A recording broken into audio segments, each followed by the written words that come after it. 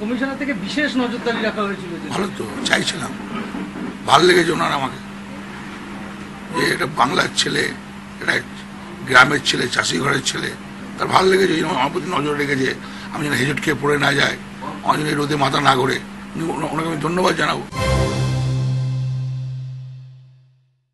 দেখুন, উনি ভালো ডাক্তার, উনি দাওয়ায়, কিন্তু আমি তো ওষুধ খাই না, আমি তো অ্যালোপ্যাথি খাই না, আমি খাই অন্য জিনিস, অত অ্যালোপ্যাথি খাই না, উনি আমাকে দাওয়াই দিতে পারলেন না, আমি তো আয়ুর্বেদিক খাই, আমি তো আয়ুর্বেদিক খাই, আমি তো অ্যালোপ্যাথি ওষুধ খাই না। উনি বুঝতে পারে নাই, উনি জানলে আয়ুর্বেদিক আনতে পারেন। আমি শ্রদ্ধা করি ইলেকশন কমিশনারকে, আমরা গ্রামের ছেলে, আর নিশ্চয় আমাকে ভালো লেগে গেছে। দুটো সিটি জিতবো, বোলপুর লোকসভাও জিতবো, বীরভূম লোকসভাও জিতবো, 1 হতে পারে, 2 হতে পারে, 3 হতে পারে, 4 হতে পারে, 5 হতে পারে।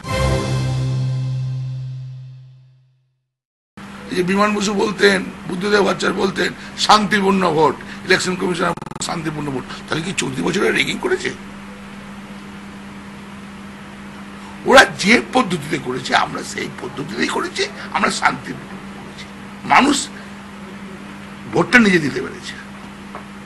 ওরা মারামারি করতো, মারতো, ধরতো, আমরা সে জায়গায় মানুষ বুঝে গেছে 34 বছরের সিপিএম খালি লোকের কাছ থেকে নিয়ে যার ধোঁকাবাজি করেছে।